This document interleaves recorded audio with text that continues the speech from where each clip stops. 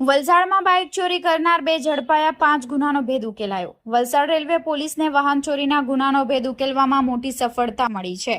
Valsad railway અને city વિસ્તારમાંથી bike ચોરી કરનાર બે ઇસમોને પોલીસે ઝડપી પાડ્યા છે। મિશન સેફ સ્ટેશન અંતર્ગત પોલીસ પેટ્રોલિંગ અને સર્વેલન્સ દરમિયાન બાતમી મળી હતી કે વલસાડ ઈસ્ટ રેલવે યાર્ડ પાસે બે ઇસમો રિક્ષા ટેમ્પોમાં ચોરીની બાઇક ભરી રહ્યા છે। બાતમીના આધારે પોલીસે દરોડો પાડી બંનેને ઝડપી લીધા હતા। તપાસ દરમિયાન 5 મોટરસાઇકલ, 6 મોટરસાઇકલના એન્જિન અને એક રિક્ષા ટેમ્પો મળી આવ્યો હતો। પોલીસે કુલ રૂપિયા 1,95,000નો મુદ્દામાલ કબજે કર્યો છે। પૂછપરછમાં બંને ઇસમોએ વલસાડ રેલવે અને સિટી વિસ્તારમાંથી બાઇક ચોરી કરી ભંગારમાં વેચતા હોવાનું સામે આવ્યું છે।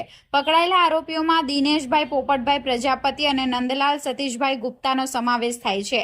પોલીસની કાર્યવાહીમાં વલસાડ રેલવે પોલીસ સ્ટેશનના 3 અને ધરમપુર પોલીસ સ્ટેશનના 2 મળી કુલ 5 વાહન ચોરીના ગુનાનો ભેદ ઉકેલાયો છે। સમગ્ર કામગીરી પોલીસ ઇન્સ્પેક્ટર HR પઢિયારના માર્ગદર્શન હેઠળ વલસાડ રેલવે પોલીસના સર્વેલન્સ સ્ક્વોડ દ્વારા કરવામાં આવી હતી।